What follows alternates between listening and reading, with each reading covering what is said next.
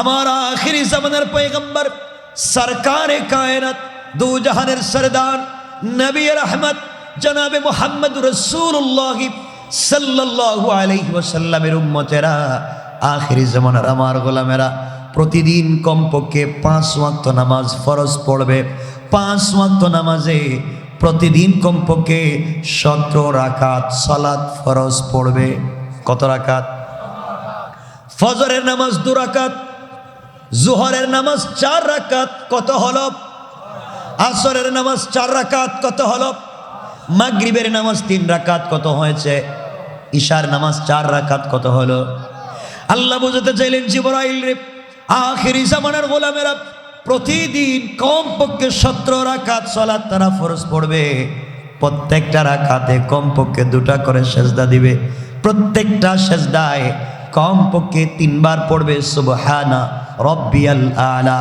আমার যেই গোলাম সেজদায় গিয়ে একবার বলবে সুবহানা রব্বিয়াল আলা, জিবরাইল তুমি 30 লক্ষ বছর সেজদায় পড়ে যেই মর্যাদা পাও নাই, যেই মর্যাদা লাভ করতে পারো নাই, আখিরি জামানার গোলামেরা সেজদায় গিয়ে একবার যদি সুবহান রব্বিয়াল আলা বলে, তোমার 30 লক্ষ বছরের মর্যাদার চাইতে একবারের সুবহানাল্লাহ আমার কাছে বেশি পাওয়ারফুল হয়ে যায়। আল্লাহু আকবার। আমি বোঝাতে চাইলাম আল্লাহকে সন্তুষ্ট করবার একটা পদ্ধতি হচ্ছে তার কদমে সেজদায় পড়ে যাওয়া। সুতরাং আল্লাহ তাআলাকে যদি সন্তুষ্ট করতে হয় সেজদা ছাড়া কোনো বিকল্প নাই। সুতরাং যত বেশি সেজদা করা যাবে রবের কদমে, আমরা তত বেশি আমাদের কল্যাণগুলো আল্লাহর কাছ থেকে আদায় করতে পারবো। মনে রাখবেন মুসলমানেরা, চলার পথে কষ্ট হচ্ছে আপনাদের? কি বলতে চাই সামনে কথাগুলো মনোযোগ দিয়ে শোনেন। চলার পথে, দুনিয়ার জমিনে চলার পথে আপনি যদি কোরআন সঙ্গে রাখতে পারেন, শুধুমাত্র কেবলমাত্র কোরআন সঙ্গে রাখতে পারেন, আর মনে করেন হাসবি আল্লাহ, আল্লাহ আমার জন্য যথেষ্টই চিন্তা করতে পারেন আপনি, আল্লাহ রব্বুল ইজ্জতুল জালাল বলেছেন, গোলাম রে তুমি যদি আমাকে যথেষ্ট মনে করে আমার কোরআন সঙ্গে রাখো, পুরা দুনিয়া যদি তোমার বিরুদ্ধে চলে যায়, আমি আল্লাহ স্বয়ং তোমার হেফাজতের জিম্মাদার। সুবহানাল্লাহ জোরে পড়েন। আপনাদের জানা কথা, আপনাদের শোনা কথা, শুধুমাত্র কেবলমাত্র কোরআন সঙ্গে থাকলে কি উপকার হয় ওদিকে আপনাদেরকে নিয়ে যেতে চাই। কোরআন থাকলে কোরআন মানুষকে কেমন পরিবর্তন করতে পারে ওদিকে নিয়ে যেতে চাই। মনোযোগ দিয়ে শোনা মুসলমানেরা, আল্লাহর পয়গম্বর সাল্লাল্লাহু আলাইহি ওয়াসাল্লাম কোরআন সঙ্গে থাকলে কল্যাণ কি, কেমনে বাঁচা যায় শুধু কথা বলতে চাই। যেদিন হিজরত করে মক্কা থেকে মদিনায় চলে যাবেন, জানা কথা শুধু বুঝাবার জন্য বলছি, আমি ঘটনা বলছি না। রাসূল যেদিন হিজরত করে মক্কা থেকে মদিনায় যাবেন, গভীর রজনীতে জিবরিল আমিন রাসূল পাককে ঘুম থেকে উঠালেন আর ডাক দিয়ে বলছেন, ইয়া রাসূলুল্লাহ, ইয়া হাবিবাল্লাহ, পয়গম্বরে আরবি আপনি ঘুম থেকে উঠেন, আপনার বিছানায় আলীকে শোয়া দেন, আর আপনি তৈরি হয়ে যান, ইয়াসরিবের দিকে, খেজুর বাগানের দিকে, মদিনার দিকে হিজরত করা লাগবে। আমার বন্ধুগণ, রাসূল পাক উঠে গেলেন, ওযু করলেন, 2 রাকাত সালাত পড়লেন, ঘর থেকে বের হয়ে যাওয়ার জন্য তৈরি হয়ে গেলেন।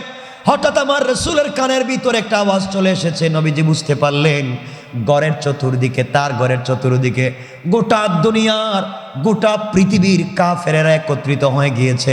তার ঘরের চতুর্দিকে পুরা পৃথিবীর কাফেরদের লিডারের একত্রিত হয়েছে, হাতের নেজা নিয়া, তীর নিয়া, বল্লভ নিয়া, গোটা দুনিয়ার অত্যাধুনিক তৎকালীন জামানার অস্ত্র নিয়া আল্লাহ রসুলকে দুনিয়ার থেকে বিদায় করে দেওয়ার জন্যে সবাই যখন একত্রিত হয়ে গিয়েছে, আল্লাহ রসুল আল্লাহকে ডাক দিয়ে বলছেন, আল্লাহ তাআলা আপনি আমাকে হিজরত করবার কথা বলেছেন, এদিকে পুরা দুনিয়ার কাফেরেরা আমার ঘর বেষ্টন করে রেখেছে, ঘর থেকে বের হলে ওরা মেরে ফেলবে, কেমনে যাব?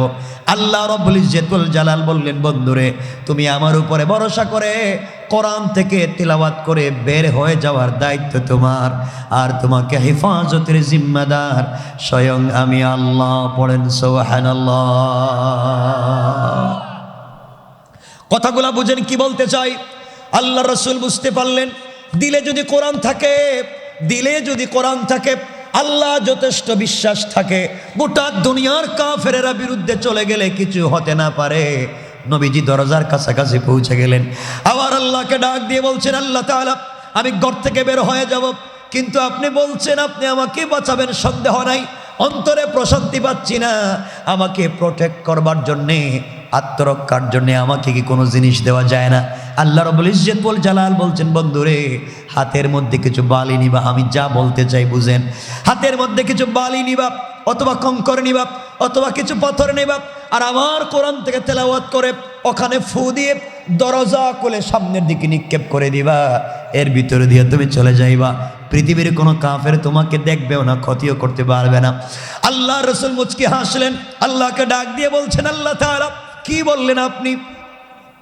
আমার ঘরের চতুর্দিকে কাফের অত্যাধুনিক অস্ত্র নিয়ে ডাইনে বামে পিছনে সামনে, আমি যদি দরজা খুলে কঙ্করগুলা নিক্ষেপ করি, শুধু সামনে নিক্ষেপ করতে পারবো, সামনে মারবো, ডাইনে বামে আর পিছনের কাফেররা তো আমাকে মেরে ফেলবে। আল্লাহ রাব্বুল ইজ্জত ওয়াল জালাল বলছেন, বন্ধুরে আমার উপরে ভরসা করো, কোরআন থেকে তেলাওয়াত করে নিক্ষেপ করার দায়িত্ব তোমার, আর সকলের চোখে চোখে পৌঁছে দেওয়ার জিম্মাদার আমি আল্লাহ। চিন্তা করেন, একজন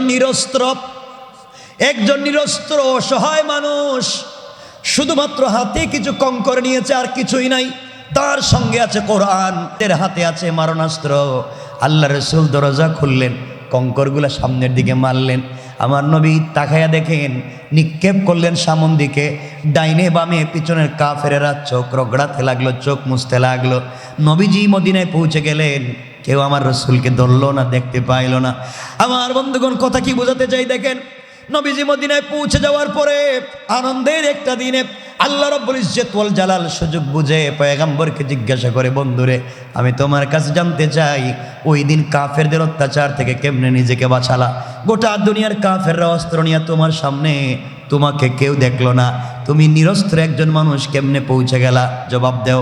আল্লাহ রাসূল জবাব দিচ্ছেন, আল্লাহ তাআলা আপনি ছাড়া তো আর কেউ জবাব দিতে পারবে না। এবার আমার আল্লাহ জবাব দিলেন, বন্ধু শোনো, ওয়ামা রামাইতা ইযা রামাইতা ওয়ালাকিন্নাল্লাহা রামা। আল্লাহ রাব্বুল ইজ্জত ওয়াল জালাল বললেন, বন্ধুরে আমার উপরে ভরসা করে কঙ্করগুলা হাতে নিয়ে কোরআন তিলাওয়াত করে যখন তুমি নিক্ষেপ করেছো, কারণ তোমাকে মাঠে নামাইয়া, ময়দানে নামাইয়া আমি আল্লাহর আরশে আজিমে বসে থাকা আমার কাজ না। সুতরাং তুমি যখন নিক্ষেপ করেছো বন্ধু, তোমার হাত থাকে নাই, ওটা আমি আল্লাহর কুদরতের হাত হয়ে গিয়েছে। আমার হাত দিয়া গোটা দুনিয়ার কাফেরদের চুকে চুকে আমি আল্লাহ পৌঁছে দিয়েছি।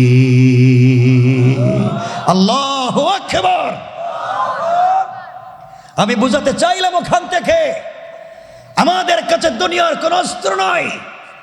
আজ যদি আমাদের কাছে বিশ্বাস থাকে, রব আমাদের জন্য যথেষ্ট, কোরআন আমাদের সাথে আছে, মানে রাখবেন এই দেশ মুসলমানদের দেশ, আলিম উলামার দেশ, পীর বুজুর্গের দেশ, ওলি আব্দালের দেশ, গাউস কুতুবের দেশ, মাদ্রাসা মসজিদের দেশ, আযান ইকামতের দেশ, কোরআন সুন্নাহর দেশ।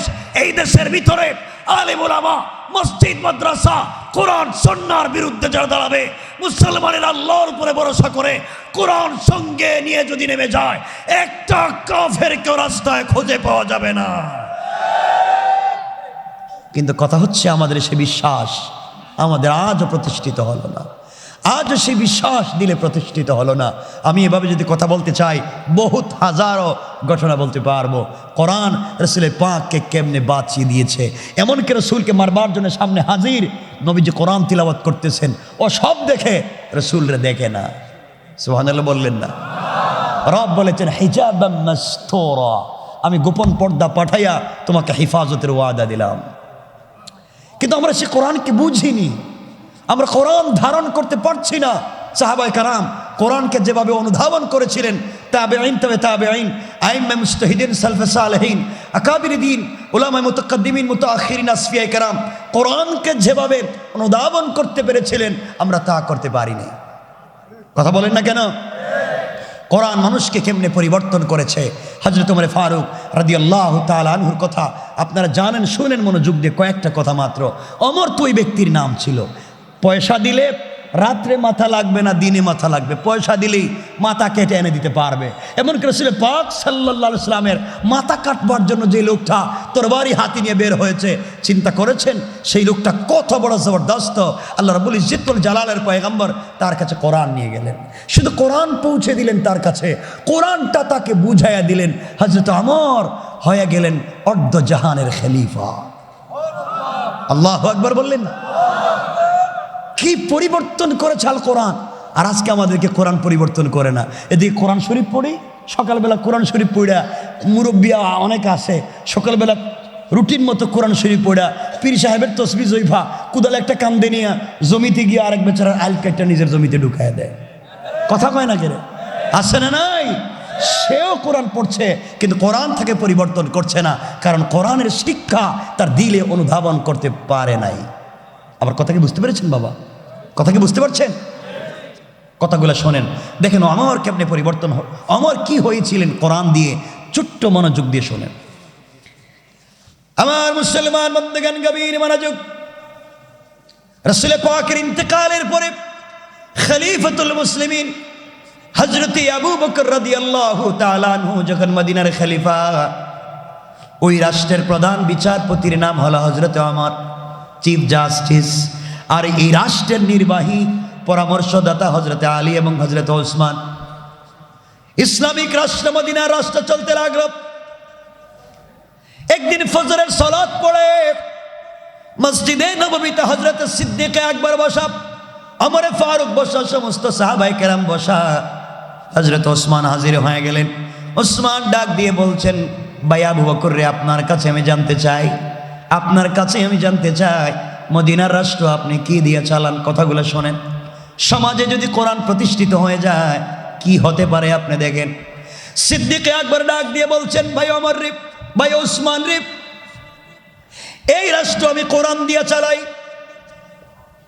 ওসমান ডাক দিয়ে বলছেন, তা যদি সত্য হয় আমি জানতে চাই আপনার রাষ্ট্রে যদি কোনো নাগরিক না খেয়ে মারা যায়, বিনা চিকিৎসায় মারা যায়, আল্লাহর আদালতে আপনাকে কি জবাবদিহি করা লাগবে? হযরত সিদ্দিক আকবর বলছেন, ভাই ওসমান রে, একজন মানুষের কথা তুমি বলেছ, এই রাষ্ট্র আমি কোরআন দিয়ে চালাই, রাসূলের জিন্দাত চরিত্র দিয়ে মদিনার রাষ্ট্র চালাই, এই রাষ্ট্রের খলিফা আমি। আর আপনি বলছেন একজন মানুষের অধিকার, কোরআন দিয়ে যেই সমাজ চলে, যেই রাষ্ট্রে আবু বকর আছে, এই রাষ্ট্রে যদি একটা কুকুর বিনা চিকিৎসায় মারা যায়, একটা বিড়ালও যদি না খেয়ে মারা যায়, আল্লাহর আদালতে আমাকে জবাবদিহি করা লাগবে। আল্লাহু আকবার। যে রাষ্ট্রে কোরআন আছে সেই রাষ্ট্রে একটা পশু, একটা প্রাণীও তার অধিকার থেকে বঞ্চিত হতে পারে না, সেও তার পূর্ণ অধিকার পেতে পারে। কথা বুঝতে পেরেছেন? আমি বলছি না ভিন্ন ধর্মের শুধু মানুষের কথা নয়, হিন্দু বৌদ্ধ ইহুদি খ্রিস্টান নয়। রব বুঝাতে চাইলেন যে রাষ্ট্রে কোরআন পৌঁছে যাবে, প্রত্যেকটা প্রাণী তার উপযুক্ত অধিকার পেয়ে যাবে। এবার হযরত ওসমান দাঁড়িয়ে গেলেন আর ডাক দিয়ে বলছেন, ভাই আবু বকর, তোমার কথা যদি সত্য হয় আমি জানতে চাই, আমি জানি আপনার রাষ্ট্রে 3 দিন হয়ে আজকে 4র্থ দিন সকাল শুরু হয়ে গিয়েছে। আমার জানা মতে একজন বিধবা মহিলা, বৃদ্ধা মহিলা, যার স্বামীও নাই, সন্তানও নাই, চোখেও দেখেন না, অন্ধ, ওই মহিলা 3 দিন হয়ে আজকে 4 দিন সকাল হয়ে গিয়েছে, তার ঘরে আজ পর্যন্ত আপনি খাবার পৌঁছে দিতে পারেন নাই। হযরত সিদ্দিক আকবর বলছেন, ভাই ওসমান রে, আমি হয়তো ঠিকমতো খবর নিতে পারি নাই, তুমি খবর পৌঁছে দিয়েছো। আজ থেকে ওয়াদা দিলাম এই মুহূর্ত থেকে এই মহিলার বাড়িতে 3 বেলা খাবারের ব্যবস্থা করব। বাইতুল মাল থেকে 3 বেলা খাবারের ব্যবস্থা আমি করার ওয়াদা দিলাম। হযরত উসমান বলছেন, ভাই আবু বকর, আমি জানি আপনি খাবারের ব্যবস্থা করবেন, কিন্তু মহিলা চোখে দেখেন না, অন্ধ, বৃদ্ধা, তার কোনো সন্তান নাই, কে রান্না করে দিবে, কে তাকে খাইয়ে দিবে, কে কাপড়গুলা ধৌত করে দিবে, কে তার ঘরকে মুছে দিবে, আমি তা জানতে চাই। আপনি কি আপনার রাষ্ট্রের পক্ষ থেকে কোনো খাদেম কর্মচারী দিতে পারবেন না? সিদ্দিক আকবর বলছেন, শোনো ভাই, যেই পরিস্থিতিতে আমি খলিফা, এই মুহূর্তে আমার কাছে পয়সা দিয়ে কোনো শ্রমিক তার ঘরে পৌঁছে দেওয়া আমার দ্বারা সম্ভব না। কেউ যদি বিনা পারিশ্রমিকে ওই মহিলার বাড়িতে কাজ করতে চান, আপনি দাঁড়ায় যেতে পারেন। কেউ যখন দাঁড়ায় না, সিদ্দিকে আকবর আবার বলছেন, কে আছো? এই মহিলার বাড়িতে রান্না করে দিবা, কাপড় ধুয়ে দিবা, মহিলাকে গোসল করাবা, তাকে নিজের হাতে খাইয়ে দিবা, এমন কি কেউ এখানে আছো? ওই সময় সবার সামনে ওই রাষ্ট্রের প্রধান বিচারপতি, চিফ জাস্টিস হযরত ওমর দাঁড়িয়ে গিয়েছেন আর বলছেন, খলিফাতুল মুসলিমিন, আমি ওমর বলছি, এই মুহূর্তে এই মহিলার বাড়িতে বিনা পারিশ্রমিকে আপনি আমাকে কর্মচারী বানাইয়া দিতে পারেন। আল্লাহু আকবার! একটা রাষ্ট্রের প্রধান বিচারপতি তিনি বলছেন একজন সাধারণ নাগরিকের বাড়িতে বিনা পারিশ্রমিকে কাজ করবেন, একটা রাষ্ট্রের প্রধান বিচারপতি। আর কেউ যদি গ্রামের লিডার হইতে পারে, এটা ওয়ার্ডের লিডার হইতে পারে, তার তো পায়ের জুতা স্যান্ডেলের বাড়িতে এই এলাকায় আর থাকা যায় না। কথা বলছেন না কেন? হযরতে ওমর যাকে দেখলে শয়তান ভয় পায়, যিনি রাত্র মানুষ কি স্বপ্ন দেখে ওমর বলতে পারে, শত শত মাইল যুদ্ধ করলে, মদিনা থেকে চিৎকার করলে যার আওয়াজ পৌঁছে যায়, নদীর নামে চিঠি দিলে চিঠি পাওয়া মাত্র নদী পানি দিতে বাধ্য হয়। যে মদিনায় ভূমিকম্প হওয়ার পরে ওমর তরবারি আঘাত করে বলেছে ভূমিকম্প বন্ধ হয়েছে, সে ওমর বলছেন, আমি একজন মহিলার বাড়িতে বিনা পারিশ্রমিকে কাজ করতে চাই। আল্লাহু আকবার বললেন। এটা কি কে পরিবর্তন করেছে? শুধুমাত্র আল কোরআন। কে পরিবর্তন করেছে? আল কোরআনের শিক্ষাই পরিবর্তন করেছে। দেখেন সামনে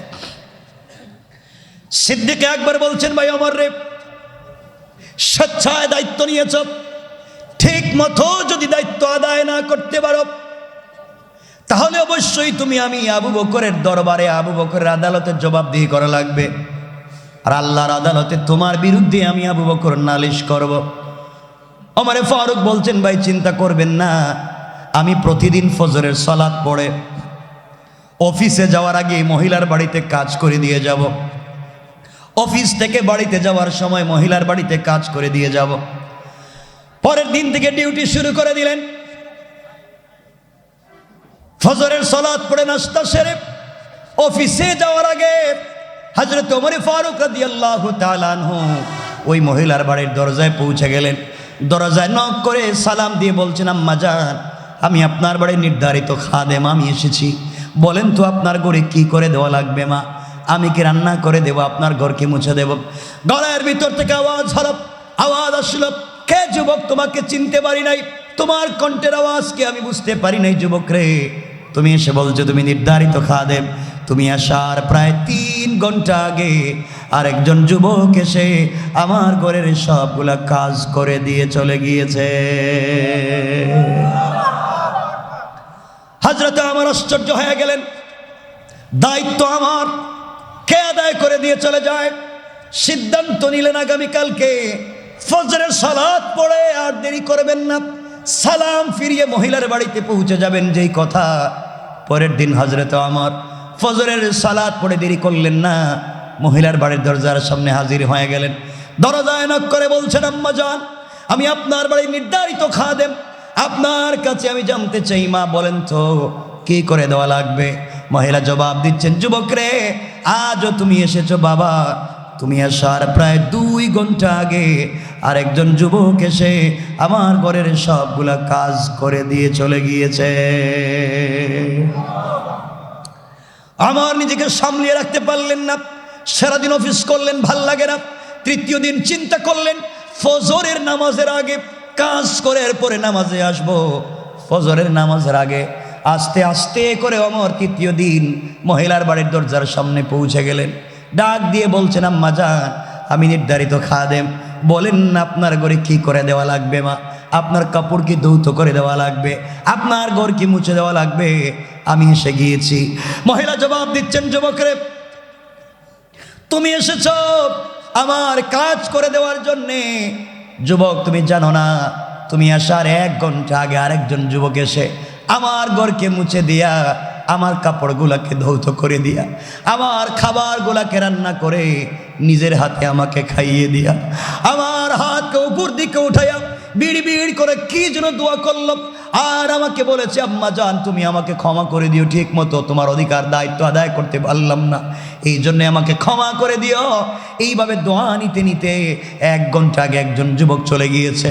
হযরত ওমর সহ্য করতে পারলেন না, 3 দিন হয়ে গেল কাজ করতে পারি না, এই সপ্তাহের ভিতরে রিপোর্ট দেওয়া লাগবে, আবু বকরের আদালতে আমি অপরাধী হয়ে গিয়েছি, আল্লাহর আদালতেও জবাব দেওয়া লাগবে। সিদ্ধান্ত নিলেন আগামীকালকে তাহাজ্জুদের সালাতের আগে, তাহাজ্জুদের আগে পৌঁছে যাব। এই সিদ্ধান্ত নিয়ে 4র্থ রাত্রে তাহাজ্জুদের সালাতের আগে তরবারি কুশমুক্ত করলেন, তরবারি কাঁধে নিলেন, যুদ্ধের পোশাক পরলেন, মাথায় লোহার টুপি পরলেন, একবারে অস্ত্র শস্ত্রে সজ্জিত হয়ে মহিলার বাড়ির দিকে যেতে লাগলেন। সিদ্ধান্ত আর সংকল্প একটাই, যেই যুবক আমাকে তছনছ করে দিয়েছে, আজকে যদি তাকে পাই শরীর থেকে আমি ওমর তার মাথা আলাদা করে দেব। এত বড় কাজ কে করে আমাকে বিপদে ফেলে দিচ্ছে। এই বলে হযরত ওমর মহিলার বাড়ির সামনে পৌঁছে গেলেন। যাওয়ার পরে আস্তে করে তিনি শুনতে পাইলেন ঘরের ভিতরে মিটমিট করে একটা জোয়ান মানুষের কথা শোনা যায়। এবার তিনি মুচকি হেসে বললেন, ধরতে পেরেছি, আজ বের হলেই তোমার শরীর থেকে মাথা আলাদা করে দেব। দরজার থেকে একটু দূরে অন্ধকারে তরবারি হাতে নিয়ে দাঁড়িয়ে থাকলেন হযরত ওমর। কিছুক্ষণ পরে দরজা ফাঁকা করে আস্তে করে একজন যুবক মিটমিট করে পা দিয়া ঘর থেকে বের হয়ে চলে যায়। হযরত ওমর চিৎকার করে বলছেন, জোয়ান রে, আগন্তুককে? আমি ওমর বলছি, হাতে কিন্তু নাঙ্গা তরবারি, 2 হাত উঠে সারেন্ডার হয়ে যাও, নচেৎ শরীর থেকে মাথা আলাদা করে দেব, গর্দনা নামিয়ে দেব, তুমি সারেন্ডার হও, আমি ওমর বলছি। ওমরের চিৎকার আর গর্জন শুনে আগন্তুক 2টা হাত উঠাইয়া মাথাকে নিচের দিকে করে সারেন্ডার হয়ে গেলেন। হযরত ওমর আস্তে আস্তে করে আগন্তুকের কাছে পৌঁছে গেলেন। আগন্তুকের কাছে গিয়া আগন্তুকের চেহারার দিকে তাকাইয়া নিজেকে আর সামলিয়ে রাখতে পারলেন না, হাতের অস্ত্র ফেলে দিলেন। শরীর কাঁপতে লাগলো, হাউমাউ করে কাঁদতে লাগলেন। তাকাইয়া দেখেন তার সামনে যেই যুবকটা উপরের দিকে হাত উঠাইয়া দাঁড়িয়ে আছে, তিনি আর কেউ না, রাসূলের কলিজার টুকরা খাদেম সহপাঠী, এই রাষ্ট্রের খলিফা, তিনি হলেন হযরতে আবু বকর। আল্লাহু আকবার। ইসলাম, কোরআন মানুষকে কোথায় নিয়ে পরিবর্তন করে দিয়েছে। কোরআন। আমারে ফারুক বলছেন, ভাই আবু বকর রে, এই অবস্থায় আপনাকে দেখবো চিন্তা করি নাই, বলেন তো আপনি কেন? আবু বকর জবাব দিচ্ছেন, ভাই ওমর রে, তোমার আগে আমি এই রাষ্ট্রের খলিফা, এর অর্থ হলো তোমার আগে আল্লাহর আদালতে আমাকে জবাবদিহি করা লাগবে। জবাবদিহিতার ভয় যখন আমার ভিতরে ঢুকে যায়, দায়িত্ব আমার ছিল, দায়িত্বটা তোমাকে দিয়েছি, ঠিক মতো যদি তুমি আদায় না করো তোমার যায় আসে না, কিন্তু আল্লাহর আদালতে রাসূলের সামনে আমি বেইজ্জত হয়ে যাব। এই জন্যে মহিলার বাড়ির চিন্তা যখন ভিতরে চলে আসে, রাত্রবেলা ঘুম আসে না, আমি বিছানা ছেড়ে দিই, মহিলার বাড়িতে পৌঁছে যাই, নিজের হাতে কাজ করে দিয়ে যাই। আমার বলছেন, আবু বকর রে, তুমি এই রাষ্ট্রের খলিফা, পায়ে জুতা নাই কেন? আবু বকর ডাক দিয়ে বলছেন, ওমর, আমি রাষ্ট্রের খলিফা হতে পারি, কিন্তু আমি গরিব মানুষ, চামড়ার জুতা পরবো এই পরিমাণ পয়সা নাই, আমি তো খড়মের কাঠের জুতা পরি। কাঠের জুতা মদিনার শক্ত মাটিতে যদি হাঁটি, খটখট করে ঠাস ঠাস করে আওয়াজ হবে, এই আওয়াজে কোনো মানুষের ঘুম ভেঙে যাবে, কারণ ইবাদত নষ্ট হয়ে যাবে। এই জন্যে আমি আবু বকর পায়ে জুতা দেই না। আল্লাহু আকবার। একজন খলিফা, জুতা নাই, পয়সা নাই, আর কেউ যদি ওয়ার্ডের দায়িত্বশীল হয়, টাকা পাচার করে, কথা বলেন না কেন? সব পয়সা পাচার করে। আর একজন খলিফা, জুতা পরারও পয়সা নাই। ইসলাম কত পরিবর্তন করে দিয়েছে, শুধু জবাবদিহিতার ভয় অন্তরে তৈরি করে দিয়েছে। ইসলাম তাদেরকে কেমন পরিবর্তন করে দিল। আজকে সমাজ যদি ইসলাম থাকতো, এই সমাজ সুন্দর হয়ে যেত, ঠিক কিনা বলেন? যুবকেরা বলো, ঠিক কিনা বলো? আজকে সমাজ নষ্ট হয়ে গিয়েছে। জোয়ান, তোমাদের তো চিন্তার শেষ নাই। আমি মুরব্বী বাবাদেরকে বলছি, বাচ্চাদেরকে সঠিক পথে নিয়ে আসেন। আফসোস হয় আজকালকের যুবক আর তরুণেরা এমন নষ্ট হয়েছে, এমন একটা জায়গায় গিয়ে পৌঁছে গিয়েছে, তারা রাত্রে যখন ঘুমাতে যায়, ঘুমাতে গেলে দেখে রাত শেষ। কথা কন না কেন? তারা যখন রাত্রবেলা ঘুমাতে যায় সারা রাত এমন কোন কাজে থাকে আল্লাহ জানে, ঘুমাতে যখন যায় তখন দেখে রাত শেষ, ঘুম থেকে যখন উঠে তখন দেখে দিন শেষ। কথা বলেন না কেন? আর এদের চিন্তা করতে করতে মা বাপের জিন্দগি শেষ। কথা বলেন ঠিক কিনা বলেন? কেমন মানুষ আপনি তৈরি করেছেন, কেমন সন্তান তৈরি করেছেন। ইসলাম আপনাদের কষ্ট হচ্ছে না তো? আমি খুব বেশি লম্বার দিকে নিয়ে যাব না, আপনাদের কষ্ট হচ্ছে না তো?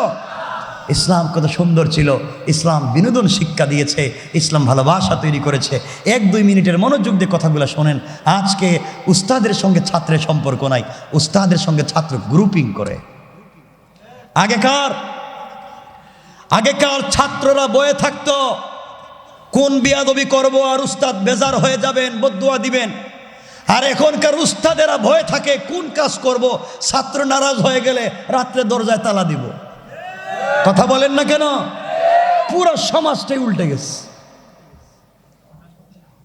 এর জন্য মাদ্রাসা আছে, মসজিদ আছে, ইউনিভার্সিটি আছে, কিন্তু পড়া আছে, লেখা আছে, মানুষ তৈরি হচ্ছে না, আদর্শ নাগরিক তৈরি হচ্ছে না। দ্বীনের তালিম হচ্ছে, সব হচ্ছে, কিন্তু উপযুক্ত দায়ী তৈরি হচ্ছে না। কথা বলছেন না কেন?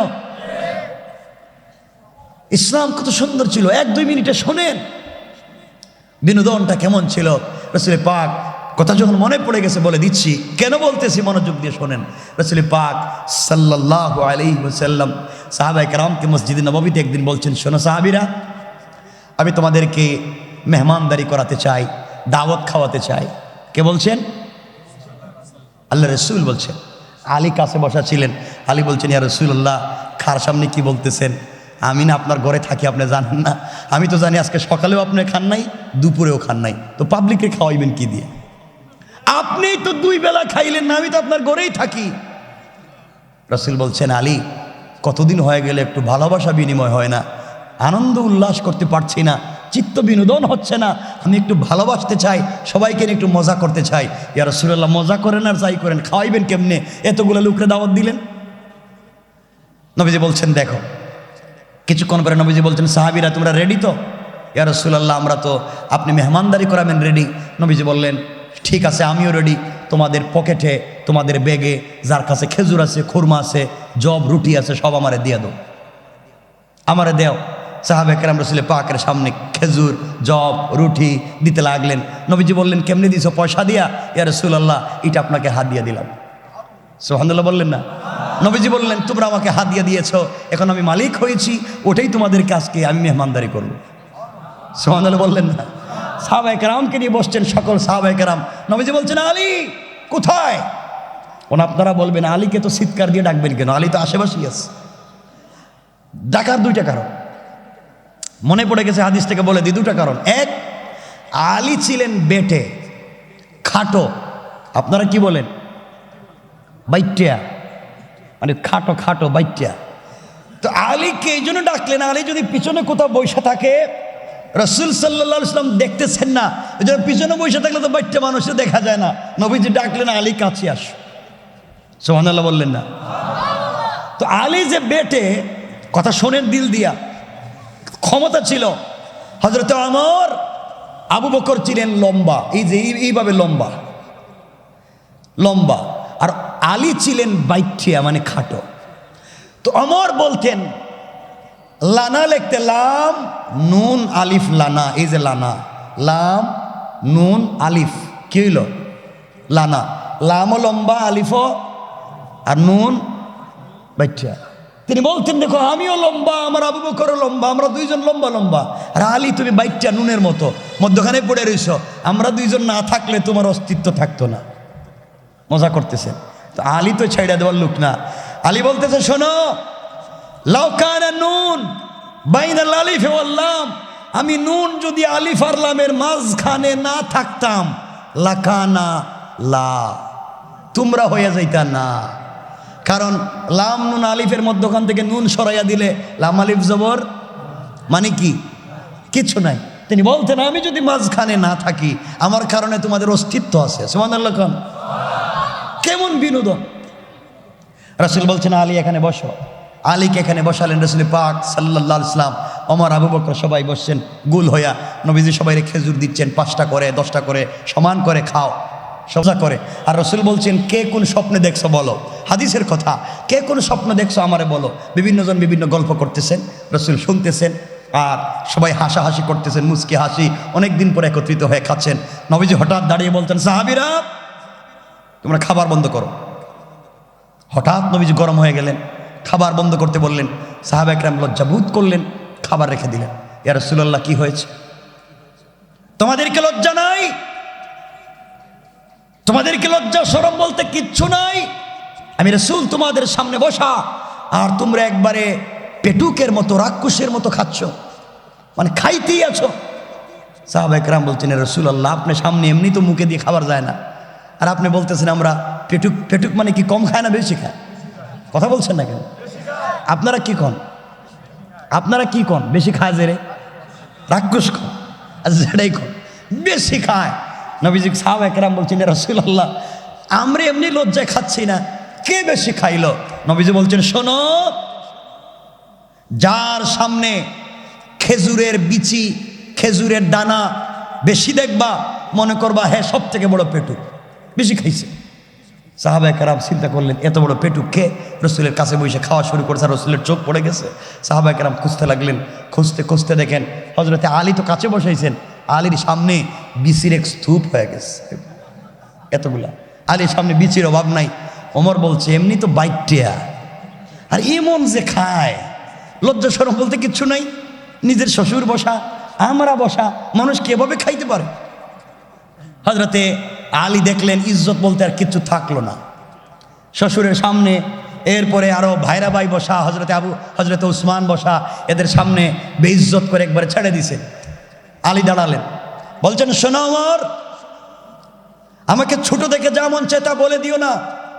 আমি রাক্ষস হতে পারি, আমি পেটুক হতে পারি, আমি বেশি খাই, তোমাদের বাস্তবতা মেনে নিলাম। আমি খাইয়া তো বিচিগুলো রাখছি, কিন্তু আমার চাইতেও বড় রাক্ষস, আমার চাইতেও বড় পেটুক এখানে আছে। ওমর বলছেন, এই কামটা কে করছে? কি হয়েছে? কয়, আমি তো খেজুর খাইয়া বিচি রাখছি, আর এমনও পেটুক আছে খেজুর খাইছে খাইছে বিচিও খাইছে। সুবহানাল্লাহ বললেন না? ওমর বলছেন, তুমি বুঝলা কেমনে? আলী বলছেন, যার সামনে দেখবা বিচি একটাও নাই, বুঝবা বিচি শুদ্ধ খাইছে। সাহাবা একরাম খুঁজতে লাগলেন, এই কামটা কে করলো? বিচি সদ্য খাইয়া ফেলেছে। খুঁজতে খুঁজতে হঠাৎ রসুলের সামনে নজর গেছে, তাকায়া দেখে নবীজির সামনে বিচি একটাও নাই। সুবহানাল্লাহ বললেন না? এর অর্থ দাঁড়াচ্ছে, রাসূল পাক সাল্লাল্লাহু আলাইহি ওয়াসাল্লাম খেজুরগুলা খেয়ে বিচিগুলা আলীর সামনে রেখে দিয়েছেন। সুবহানাল্লাহ নাই? কেমন ছিল তাদের ভালোবাসা! একজন শ্বশুর, একজন জামাই, একজন চাচাতো ভাই, একজন সহপাঠী, কেমন সুন্দর আচরণ, কেমন বিনোদন ছিল তাদের মধ্যে। আর আজকে যদি আমাদের এই রাস্তা দিয়া, আপনাদের এই সাক্তা এলাকা, কেরানীগঞ্জের এলাকার একজন শ্বশুর আর জামাই যদি এই রাস্তা দিয়ে হাইটে যায় ঠান্ডার সময়, কিছু দূর যাওয়ার পরে জামাই কইতাছে, আব্বা খুব ঠান্ডা লাগতেছে, আপনার কাছে ফাতার বিড়ি আছে? বিড়ি থাকলে একটু দেন, অর্ধেক খাইয়া আমি অর্ধেক আপনারা দিতেছি। দুজন সিগারেট খাইয়া, লঙ্গি উল্টাইয়া, আর গান বইলা বইলা যাইতেছে, মনে হইতেছে দুই দুলাবাই যাচ্ছে। কথা বলেন না কেন? এগুলো আছে না নাই? সমাজকে আমরা ধ্বংস করে দিচ্ছি, দিন চলে যাচ্ছে সমাজ থেকে।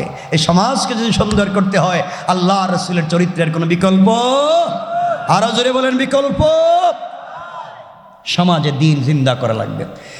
এই জন্য আমি যে আয়াত তিলাওয়াত করেছি আগে থেকে, আল্লাহ বলছেন, মনোযোগ দিয়ে শোনেন, কোরআনে কারীমের 19 নম্বর পারা 25 নম্বর সূরা আল ফুরকানের 63 নম্বর আয়াত থেকে আল্লাহ বললেন, وعباد الرحمن الذين يمشون على الأرض هونا। আল্লাহ রাব্বুল ইজ্জতুল জালাল বলছেন, মুসলমানেরা, এই দুনিয়ার জমিনে যারা নিজেকে আমি আল্লাহর গোলাম দাবি করবে, আশিক রাসূল দাবি করবে, আমি আল্লাহর গোলাম নিজেকে মনে করবে, বান্দারে আমি আল্লাহর গোলামের 1 নম্বর গুণ হলো, আমার বান্দা দুনিয়ার জমিনে কোনোদিন অহংকার করতে পারে না। কি করতে পারে না? আপনি যদি অহংকার করেন, আপনি যদি নিজেকে বড় করেন, আল্লাহ চাইলে 10 তলার থেকে থাবড়াইয়া গাছ তলায় নামাইয়া দিতে পারে। আর আপনি যদি নিজেকে ছোট মনে করেন, আমার আল্লাহ চাইলে গাছতলা থেকে কানে ধরে 10 তলার মালিক বানাইয়া দিতে পারে। কোন ঠিক না? আপনাদের কেরানীগঞ্জে খবর নেন, আজ থেকে 50 বছর আগে অনেকের ঘরে লাখ লাখ টাকা ছিল, মানে লাখপতি। আজ তার ছেলেমেয়েরা মানুষের বাড়িতে কাজকাম করে খায়, আছে না নাই? আর আজ থেকে 50 বছর আগে অনেকের ঘর ছিল ঝুপড়ি ঘর, বৃষ্টি দিলে একটা পলিথিন লাগাবার পয়সা ছিল না।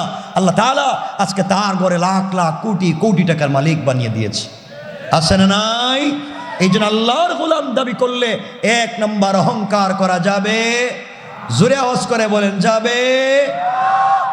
আমি ছেড়ে দেব, কিন্তু আমাকে বলাই হয়েছে 12টার ভিতরে ছেড়ে দিতে, দোয়া সহ। এজন্য আমিও লম্বা করতে চাই না। আল্লাহর গোলামের 2 নম্বর গুণ আল্লাহ বললেন, ওয়াইদা খাতাবাহুমুল জাহিলুনা ক্বালু সালামা। আল্লাহ রাব্বুল ইজ্জতুল জালাল বলছেন, মুসলমানেরা এই দুনিয়ার জমিনে যারা নিজেকে আমি আল্লাহর গোলাম দাবি করবে, আশিক রাসূল দাবি করবে, আমি আল্লাহর গোলাম মনে করবে, আমার বন্ধুগণ দুনিয়ার জমিনে যদি নিজেকে আল্লাহর গোলাম দাবি করেন, আল্লাহর গোলামের 2 নম্বর কোয়ালিটি, কেউ গালি দিলে গালির জবাব দেওয়া যাবে না, আঘাত করলে আঘাতের জবাব দেওয়া যাবে না, মারলে মারের জবাব দেওয়া যাবে না। কেউ যদি গালি দেয়, গালির জবাবে গালি না দিয়া ওই ব্যক্তির জন্যে শান্তি আর সালামতির দোয়া করে যায়। পড়েন সুবহানাল্লাহ।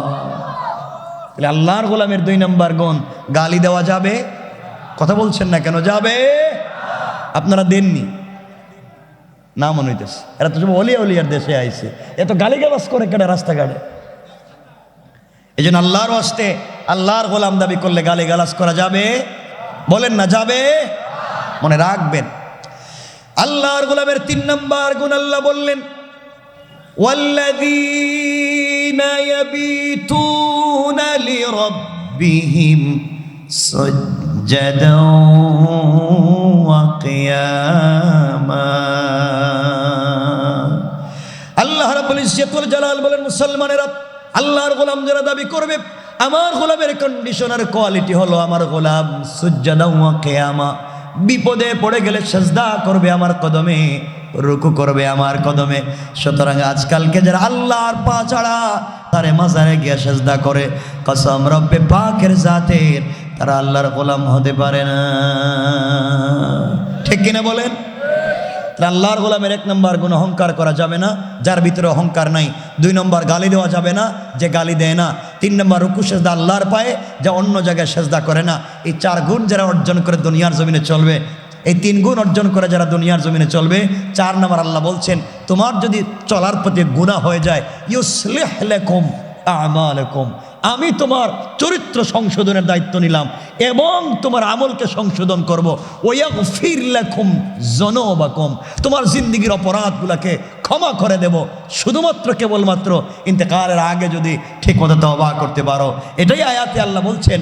আমার শেষ শব্দ, আল্লাহ রাব্বুল ইজ্জতুল জালাল বললেন, ওয়াল্লাযীনা ইয়াকুলুনা রাব্বানা ইসরিফ আন্না আযাব জাহান্নাম ইন্না আযাবাহা কানা গারামা। আল্লাহ রাব্বুল ইজ্জতুল জালাল বলছেন, বান্দারে সাকারাত শুরু হয়ে যাওয়ার আগে, গারগারা শুরু হয়ে যাওয়ার আগে, কবরে চলে যাওয়ার আগে, মালাকুল মউত আজরাইল পৌঁছে যাওয়ার আগে, আমার যে গোলাম, আমি গোলাম, আমি আল্লাহকে যথেষ্ট মনে করে তওবা করে আমার কদমে সেজদায় পড়ে যাবে। আমার গোলামের যদি 100 বছর হায়াত থাকে, 99 বছর 11 মাস 29 দিন নাফরমানি করবার পরে হায়াতে জিন্দেগি মাত্র 1 দিন 1 ঘন্টা বাকি আছে, ওই সময় যদি তওবা করে, আল্লাহ রাব্বুল ইজ্জতুল জালাল বুঝাতে চাইলেন, বান্দা তোমার পুরা জিন্দেগির অপরাধগুলোকে ক্ষমা করে জান্নাতি বলে ফয়সালা করে দিতে আমি আল্লাহর 1 মিনিটও দেরি হবে না। পড়েন সুবহানাল্লাহ, আল্লাহু আকবার। পুরো আলোচনায় বোঝাতে চাইলাম, কোরআন যদি সঙ্গে থাকে তাহলে চলার পথে কেউ আপনার আমার ক্ষতি করতে পারবে না। 2 নম্বরে বোঝাতে চাইলাম, কোরআন যদি সাথে রাখতে পারেন সমাজের মানুষের চরিত্রের পরিবর্তন হয়ে যায়। 3 নম্বরে বোঝাতে চাইলাম, গোনা যদি চলার পথে হয়ে যায় ইন্তেকালের আগে আল্লাহ পাকের কাছে তওবা করলে তিনিও বলছেন ক্ষমা করে দিবেন। তাহলে 1 নম্বর কোরআনকে সঙ্গে রাখবেন, কোরআন সঙ্গে থাকলে কেউ ক্ষতি করতে পারবে না। 2 কোরআনকে সঙ্গে রেখে যদি বুঝতে পারেন তাহলে সমাজের মানুষ পরিবর্তন হয়ে যাবে চরিত্রের দিক থেকে। 3 গুনাহ হয়ে গেলে ক্ষমা করে দিবেন কে? মনে থাকবে তো ইনশাআল্লাহ? জোরে বলেন ইনশাআল্লাহ। আল্লাহ আমাদের সবাইকে কবুল করুক, সবাই বলেন আমিন। আপনাদের জন্য দোয়া থাকবে, আমার জন্য আপনাদের কাছে দোয়া চাই। কিছু বলবেন কি?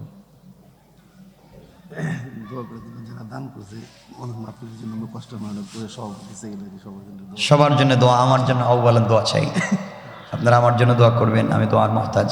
আপনাদের জন্য দোয়া থাকবে। আল্লাহ পাক এই তো রাত্র পর্যন্ত সবাই বসে রয়েছেন, আল্লাহ পাকের ইচ্ছে ছিল আমি দোয়ার মহতাজ আউ্বালান, আপনারা আমার জন্য করবেন, আমি সবার জন্য দোয়া করব। আল্লাহ যেন আমাদের সবাইকে ক্ষমা করেন, মাফ করে দেন। চলার পথে যেন আসমানি জমিনি মুসিবত থেকে বাঁচায়, মানুষ শয়তান জিন শয়তানের ওয়াসওয়াসা খারাপি থেকে বাঁচায়। اللهم صل على محمد وعلى ال محمد كما صليت وسلمت على ابراهيم وعلى ال ابراهيم انك حميد مجيد. استغفر الله ان الله غفور رحيم.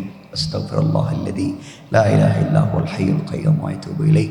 لا حول ولا قوه الا بالله العلي العظيم. اللهم امين. ربنا ظلمنا انفسنا وان لم تغفر لنا وترحمنا لنكونن من الخاسرين.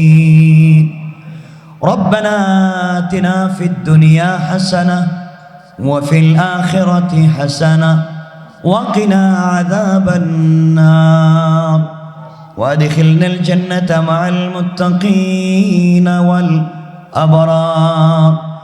اللهم اغفر لنا ولوالدينا رب ارحمهما كما ربياني صغيرا. رب ارحمهما كما ربياني صغيرا. ولأستاذنا ولشيخنا ولمشايخنا ولجميع أمة محمد صلى الله عليه وسلم. يا حي يا قيوم يا حي يا قيوم يا حي يا قيوم برحمتك نستغيث يا أرحم الراحمين. يا الله গভীর রজনীতে আলিম ওলামা নিয়া, হাফেজ কোরআন নিয়া, নজওয়ান ভাই নিয়া, মাসুম বেগুনা বাচ্চা নিয়া, সাদা দাড়িওয়ালা মুরব্বী বাবাদেরকে নিয়া, পর্দানিশীন মা বোনদেরকে নিয়া নুজুলের রহমতের সময়ে 2টা হাত উঠায় ধরেছি। আল্লাহ মুনিব চলার পথে জিন্দগিতে যত অপরাধ হয়ে গিয়েছে, অন্যায় হয়ে গিয়েছে, গোটা জিন্দগির অপরাধের জন্য লজ্জিত হয় তাওবা করলাম। দয়া গুণে মায়া গুণে আমাদের তামাম জিন্দগির তামাম গুনাহগুলোকে মাফ করে দাও। আয় আল্লাহ তাআলা, গুনার কারণে গাড়ির চাকার নিচে ফালাইয়া, আগুন দিয়া জ্বালাইয়া, পানির মধ্যে ডুবাইয়া, ulcer, cancer, diabetes, heart attack, kidney damage, brain stroke, brain tumour, paralysis দিয়া, লাংস নষ্ট করে, বাল্ব নষ্ট করে, পিত্তথলিতে পাথর দিয়া, বিছানায় প্রস্রাব পায়খানা করাইয়া বেইজ্জতির মৌত আমাদেরকে দিও না। আয় আল্লাহ তাআলা, ইন্তেকালের সময় যদি চলে আসে মুনিব, পবিত্র রমাদানুল মুবারকের তাহাজ্জুদের সেজদায়, জুমার দিনের কোরআন তেলাওয়াতের হালতে রাসূল পাককে স্বপ্নে দেখাইয়া, সোনার মক্কা মদিনা জিয়ারত করাইয়া, কাবার গিলাফে দৌড়াইয়া, হজরে আসওয়াদে চুম্বন করাইয়া, মাকামে ইব্রাহিমে 2 রাকাত নামাজ পড়াইয়া, জমজমের পানি দিয়ে ওযু গোসল করাইয়া, নবীজিকে চোখের সামনে হাজির করাইয়া মালাকুল মউত পাঠাইয়া দিও আল্লাহ। আয় আল্লাহ তাআলা, আমাদের মা বাবা, আমাদের মার খানদান, বাবার খানদান, শ্বশুর শাশুড়ির খানদান, দাদা দাদি, নানা নানি, চাচা চাচি, ভাই বোন, আত্মীয় স্বজন, যে যেখানে কবরে আছে সবাইকে মাফ করে দাও। আয় আল্লাহ তাআলা, এলাকার সমস্ত গুরুস্থানের কবরবাসীদেরকে তুমি মাফ করে দাও। মুরব্বী বাবাদের হায়াতে বরকত দিয়ে দাও। 5 ওয়াক্ত নামাজি বানাও। নওজওয়ানদেরকে তাহাজ্জুদওয়ালা বানাও। মা বোনদেরকে পাক্কা সচ্চা দিনদার বানাইয়া দাও। আয় আল্লাহ তাআলা, বাংলাদেশের উপরে তুমি খাস রহমত নাজিল করো আল্লাহ। আয় আল্লাহ, আমার দেশের যুব সমাজকে ইয়াবা থেকে, ফেন্সিডিল থেকে হেফাজত করো, মাদক থেকে হেফাজত করো, অন্যায় অনাচার থেকে হেফাজত করো আল্লাহ। আমাদের বাচ্চাদেরকে আলিম বানাও, হাফেজ বানাও, মুজাদ্দিদ জামান বানাও। যারা এই প্রোগ্রামের আয়োজন করতে টাকা দিয়ে, পয়সা দিয়ে, শ্রম দিয়া, পরামর্শ দিয়া, দেশ থেকে বিদেশ থেকে, প্রবাস থেকে, যে যেখান থেকে সহযোগিতা করলেন, সহযোগিতার ওয়াদা দিলেন আল্লাহ। মাদ্রাসা যারা খিদমত করেন, যারা পড়েন, যারা পড়ান, যারা সহযোগিতা করেন, আয় আল্লাহ তাআলা সবগুলা মানুষকে তুমি কবুল করে নাও। মাদ্রাসা সংশ্লিষ্ট পুরো এলাকাবাসীকে তুমি কবুল করে নাও। আয় আল্লাহ তাআলা, আমাদের যাদের মা নাই, আমাদের যাদের বাবা নাই, মুনিব, আমাদের মা বাবার কবরটাকে জান্নাতের টুকরা বানাইয়া দাও। আমরা যেভাবে আমাদের হাত উঠালে মা বাবার জন্য দোয়া করি আল্লাহ, আমরা মারা গেলে আমাদের জন্য দোয়া করনেওয়ালা তৈরি করে দাও। আয় আল্লাহ তাআলা, পুরা দুনিয়ার মুসলমানদের জিম্মাদার তুমি হয়ে যাও। ফিলিস্তিন সহ দুনিয়ার আনাচে কানাচে যত মুসলমান ভাইয়েরা আয় আল্লাহ তাআলা চিৎকার করে ডাক দিয়ে বলছে, الذين يقولون ربنا أخرجنا من هذه القرية الظالم أهلها واجعل لنا من لدنك وليا واجعل لنا من لدنك نصيرا اللهم لك الحمد كله ولك الشكر كله نسألك الخير كله ونعوذ بك من شر كل إنك على كل شيء قدير। আয় আল্লাহ, যারা হাজির হইলাম সবাইরে মাফ করে দিও।